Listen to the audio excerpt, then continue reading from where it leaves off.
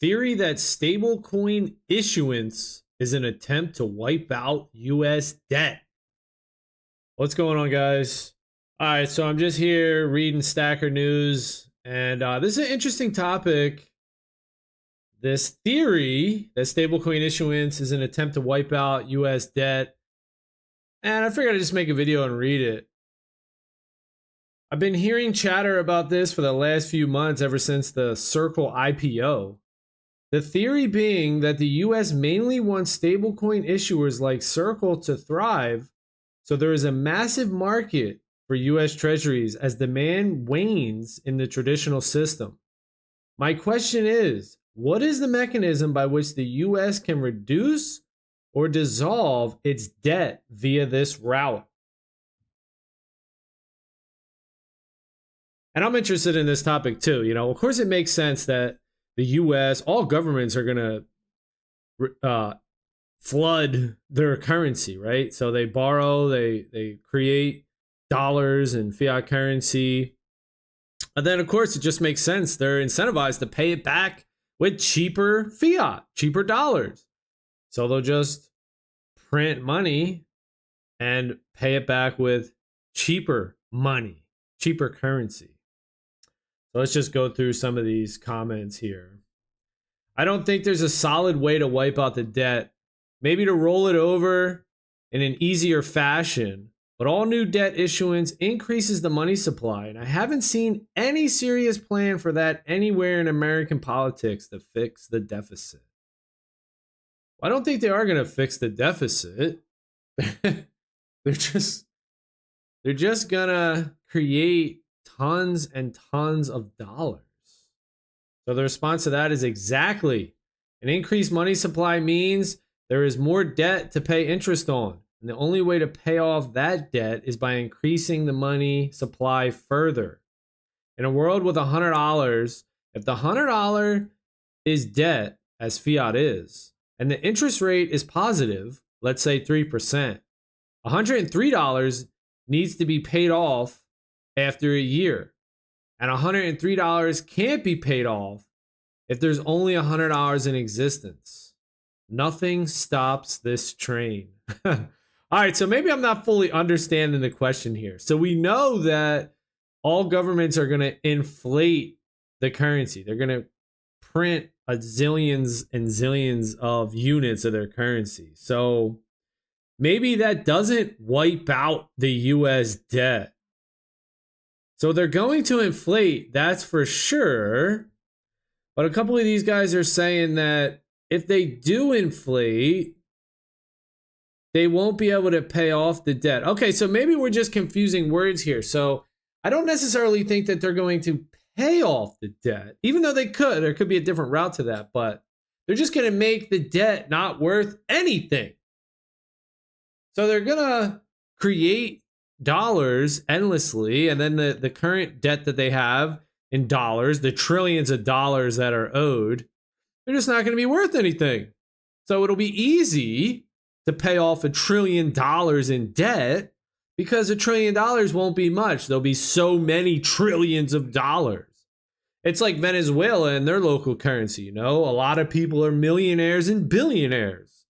They have bills, single bills that are $1 billion Venezuelan dollars, whatever they are. You can go on the internet and you can see these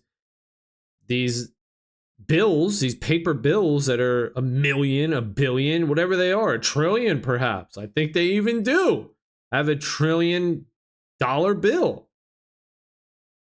So maybe they won't pay off the debt, but maybe they will pay off the debt. And one way they might do that is by making a new currency, a stable coin, and saying, hey, look, here's this new stable coin. And one of these stable coins is worth 1,000 US dollars. So we'll pay off this debt with these new stable coins. So maybe that's an idea as well. So first, they flood the system, inflate, they squeeze it, and get as much juice out of it as they can. With the dollars, they use the dollars, spend the dollars while they still have value, and you can purchase physical goods and digital goods with them. Then once that's all dried up, they'll introduce a stable coin, or maybe they'll slowly trickle the stable coin out, get everyone used to using it, and then they'll just flip over to it. But really, we have control, right? We're all looking at those in power, the governments, to say, what are they going to do? But really, we have control. We have Bitcoin. We could use Bitcoin peer-to-peer. We could spend Bitcoin. We could accept Bitcoin. We sell products and services. We could demand that we're paid in Bitcoin. We could offer incentives, discounts, rewards if people pay in Bitcoin. So really, ultimately, at the end of the day, we as people, humans, we control it. If we want to use Bitcoin, we will, but we still are just fascinated by looking at governments, people in power. What are they going to do? Car crashes. You just can't keep your eyes off of it. You just have to look. And as humans, maybe there is something deep down inside of us that we just want to be told what to do. We want a hero. We want a ruler. Let's take a look at some of these more comments here. They become a buyer of US bonds, a new buyer. Basically, yeah, as I understand the idea, it allows the government to spread out the impact of devaluing the dollar over more of the global population. So the soft default of money printing is easier with these stablecoins. I've seen stronger claims that don't make sense to me about how they could do a bait and switch devaluation like they did after the gold confiscation. But those don't make sense to me. That would involve getting everyone on stablecoins and then changing the peg with the dollar. All right, so that's kind of like something that we just talked about there, where they could do that. I mean, we just never know, right? In the end, does it really matter? Like I said, we have Bitcoin, but it is interesting. Yeah, plus all the outstanding debt has owners that is freely traded on the market. If a new market participant comes and bids up, the price yields fall by supply and demand dynamics. Thus, the US government can issue new debt to pay off old debt and keep yields pegged to the lower side.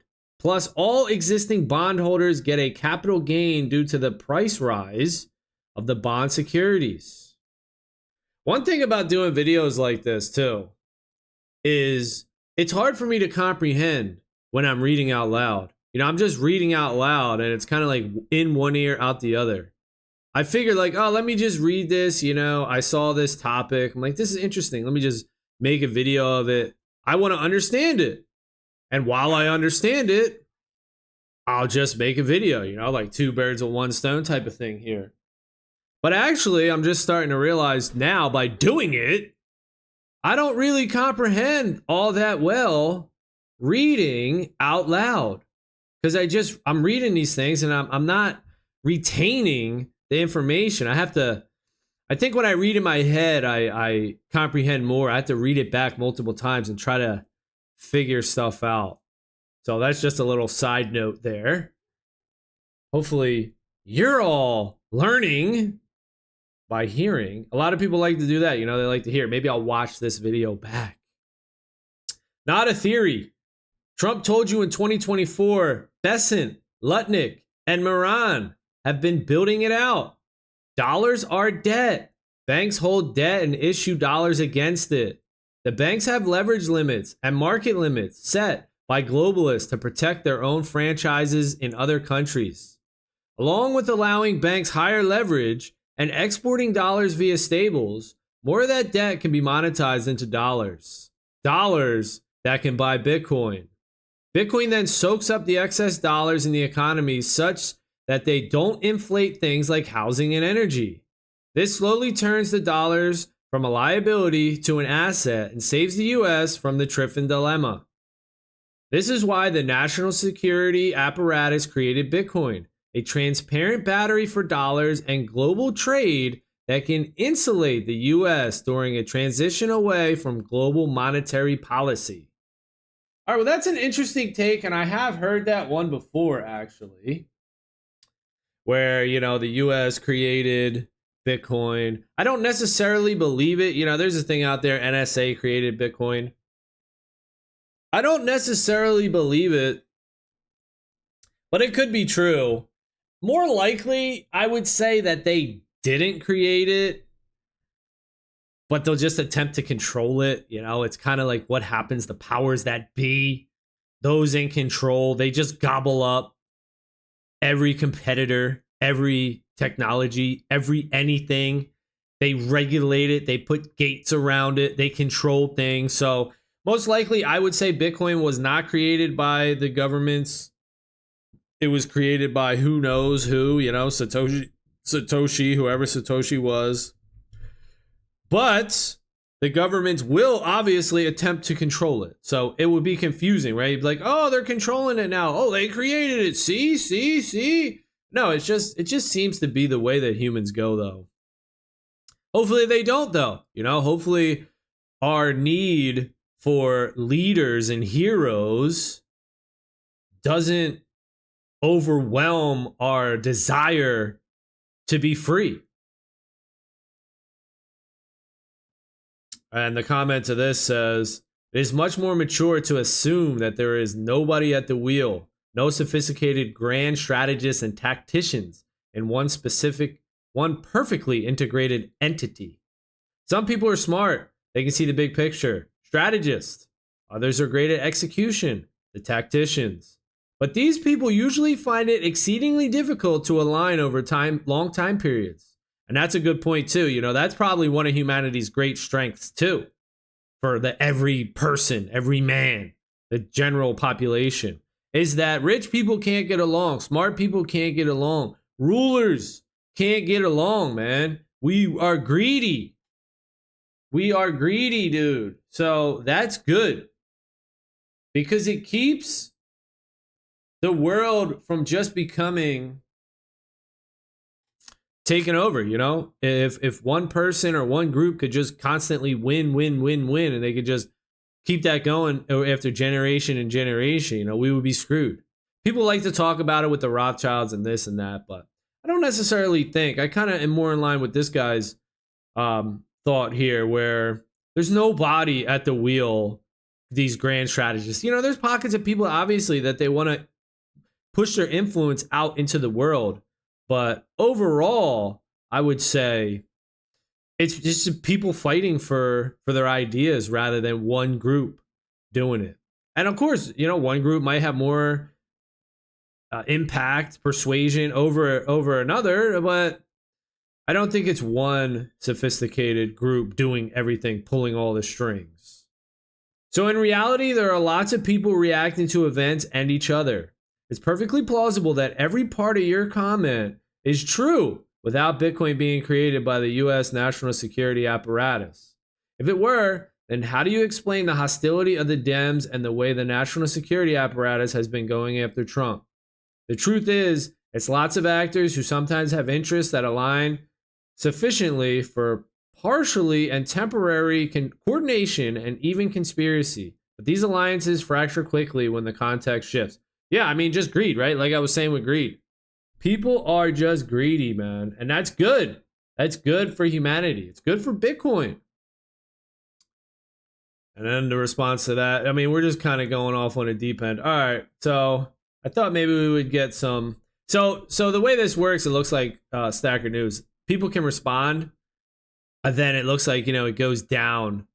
So he responds, and then this guy responds back, and then it just kind of goes deep into a little nested table of responses. So maybe I won't go too deep into the nested responses, because then, right, we kind of go off topic here. I am curious, and I want to figure out this stablecoin issuance, because it came up. You know, Russia said, hey, you know, this is what America's trying to do.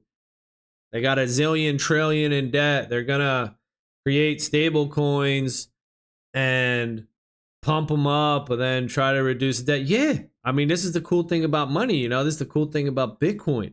Everything's shit. Everything sucks. Everything is just digital vaporware that's created by some Joe Schmo that has legal authority, unlimited, this and that. You know, if it ain't proof of work, it's proof of dookie. It ain't nothing. So that's the beautiful thing about Bitcoin is proof of work, man. It's proof of work, and that's that. Okay? And the thing about proof of work is the most work, the most energy directed to one chain, it's going to be hard to beat. It's going to be hard to beat that. So that's why it's cool that Bitcoin just came out of nowhere, came out of nothing, grew into this massive proof of work global monetary network around the world. And it just shows people, it just gives people this contrast. It gives people something to compare against. You can look, when you finally start to look, there's a lot of people that just live their lives with their national currency. And they're just used to it. It's comfort. It's what we do. We pay our bills with it. We get paid in it for our work. We go to the store. We buy our groceries and things that we need with it. And we don't question it. We don't think about it. But once you start thinking about it, then you start to realize, what the heck's going on here? Why does this group get to create these dollars for free and I got to work for them? They're the same exact dollars. And what's the difference between a $1 bill and a $10 bill? Why does the $10 bill purchase 10 times more things than the $1 bill? Doesn't make any sense. It just got a little extra paint on it. Got a different dude's face on it. It ain't nothing. It's the same paper bill. Why is it worth 10 times the amount? Right? You start to question that stuff, man. You just start to figure it out. It's crazy. But without Bitcoin, it's hard to do that. Now we have gold. We've had gold for thousands of years or something. And hey, gold was cool and gold's still probably cool. It's from Earth. It's from the ground. But we're digital, man. You're watching this online. You're watching this digitally. I'm reading this digitally. We communicate digitally. It's just way more convenient and it's just way more of what we do. We like to do stuff online. We're going to do stuff online.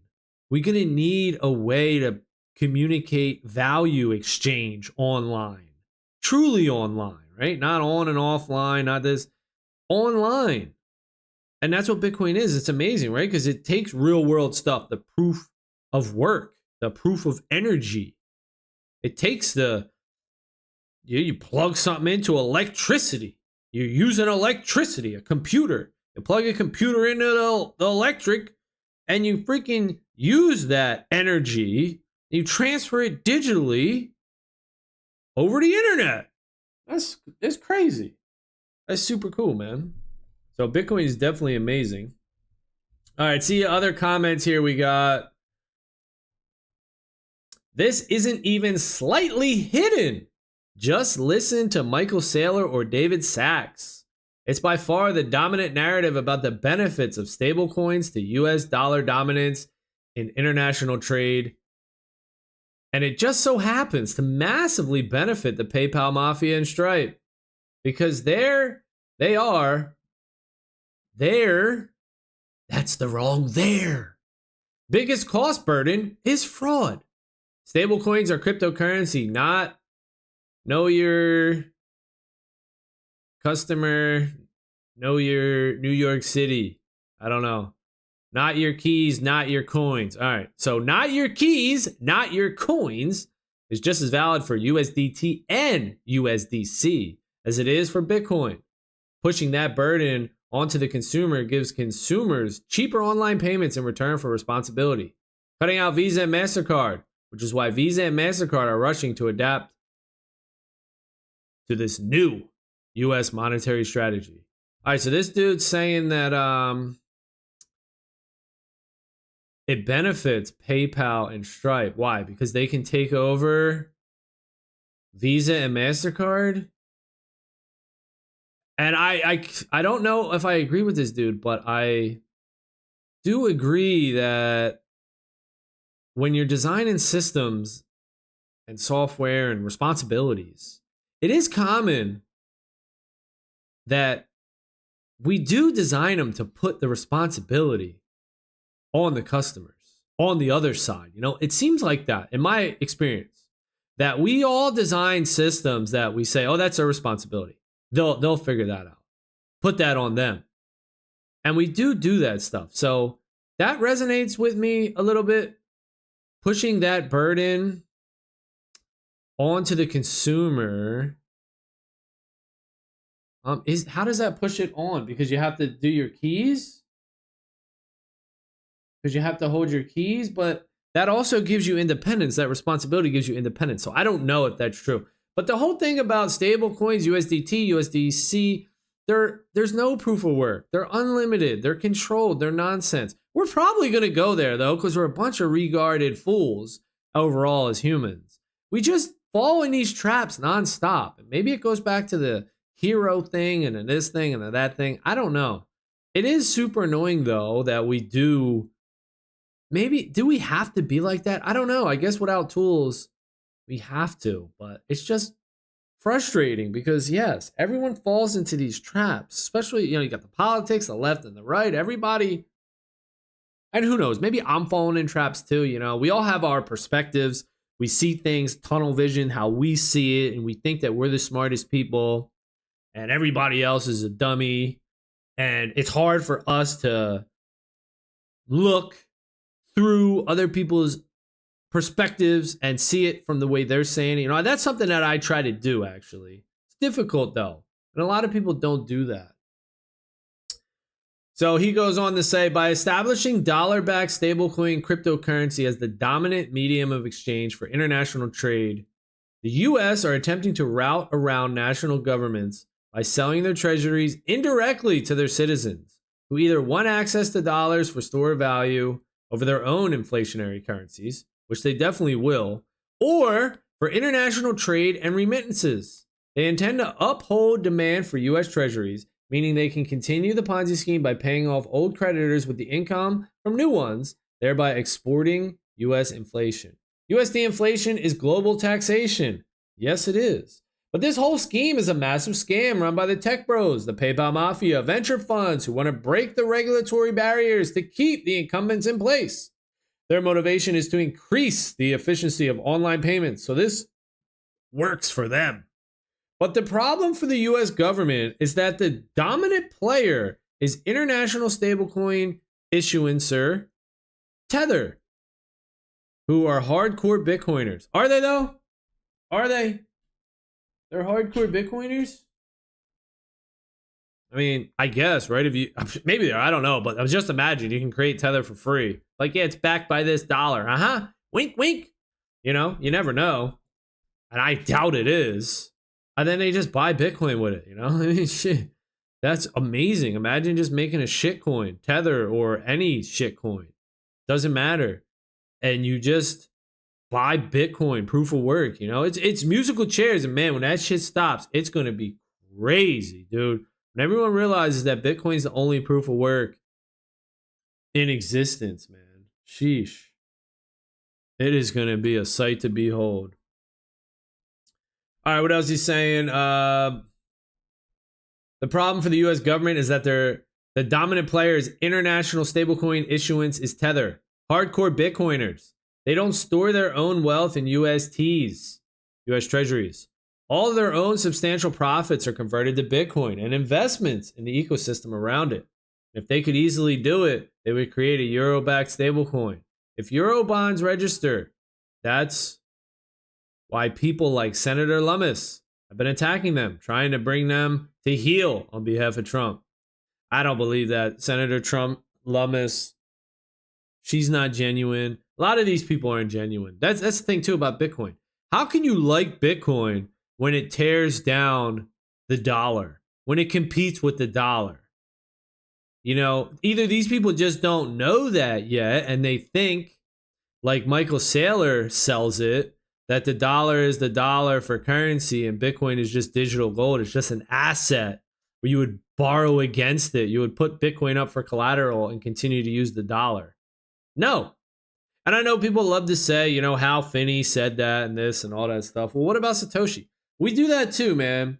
We pull out all the famous people, all our heroes and whatnot, who say stuff that agree with us, and we ignore the other dudes, So you hear people all the time talking about, oh, Hal Finney said that, there's going to be Bitcoin banks and the average pleb will never use Bitcoin. It'll just be banks and they'll use the Bitcoin and the plebs will use their free dollars that they created the bank's dollars, even the books. You know, that's why I don't like that book. I think it's Nick Bhatia's book, Layered Money. Terrible book. It's a terrible fucking book.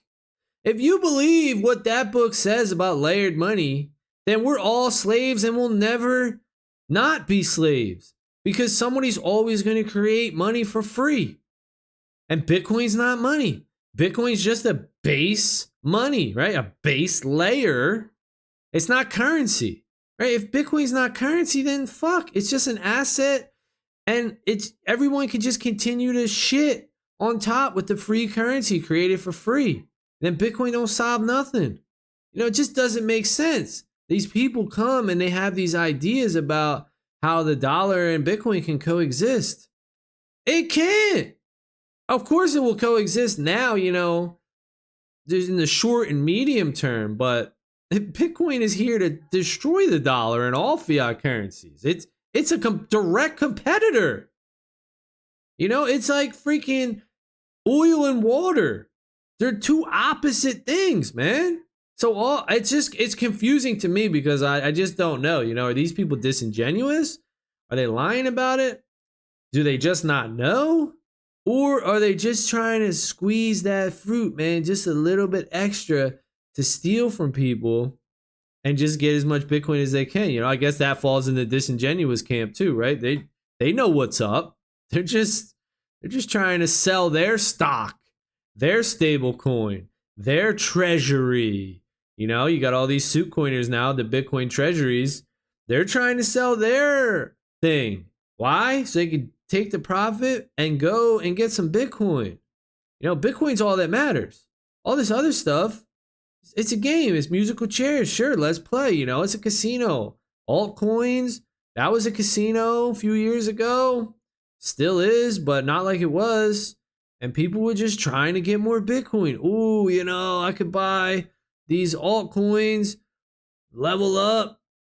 It will go up in USD terms faster than Bitcoin. I'll sell it. I'll get some Bitcoin. Ooh, I'll turn, you know, a half of Bitcoin into a whole Bitcoin. Yo, hooray! You know, it's the same thing with this. Maybe that's what they're trying to do with these suit coiners, man. They're trying to turn some profit and just get more Bitcoin. I don't know, dude. Do people fall for that? Yeah, you know, people fall for that. Unfortunately, yep, they do, man. They fall for it. And you got a lot of hype, man. You got Bitcoin doesn't have marketing. You know, there's no marketing team behind Bitcoin. It's just people that talk about it that are like, yo, you want to be free? You want to be chill? You want to be self-sovereign? That's it, Bitcoin.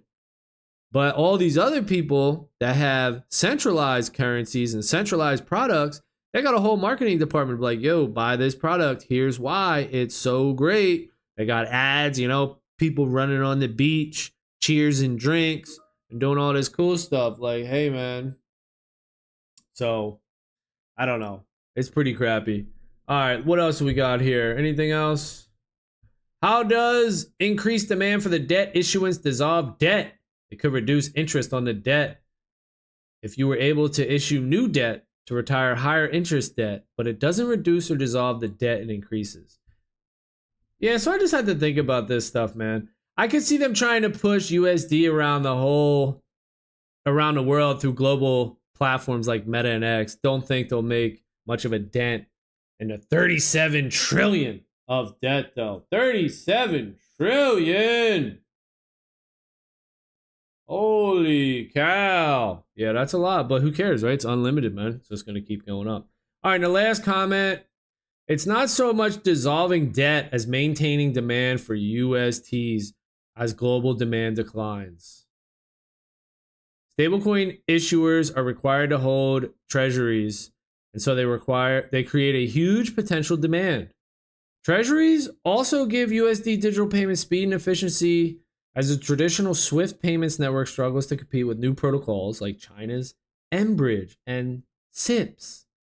That's the thing too, right? I don't know. Like, so we got SWIFT, and then they cut off Russia. And now, I guess, right? This guy's saying China has these things. mBridge and SIPs, never heard of it, but maybe. Stablecoins are a quasi-CBDC, but in PPP form. Trump associates are positioned to make huge profits, while the stablecoins potentially enable USA to remain solvent a bit longer than otherwise would. And he's got a link here to Arthur Hayes something. Yeah, it's interesting time, man. Super interesting. All right. Leave a comment. Let's talk about it. What do you think? Thanks for watching.